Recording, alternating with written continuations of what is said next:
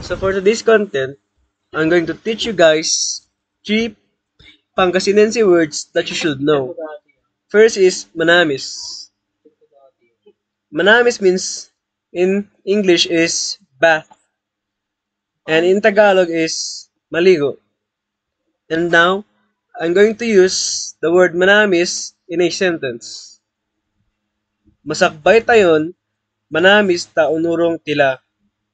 In English, we should take a bath early because we're going to school. The next word is inyani. The meaning of inyani in English is ghost and in Tagalog is multo. Now, I'm going to use the word inyani in a sentence. Agkaon nila, ditan ta walay inyanitan. Meaning, do not go there because there is a ghost in there. And the last word is inner arrow. The meaning of inner arrow in English is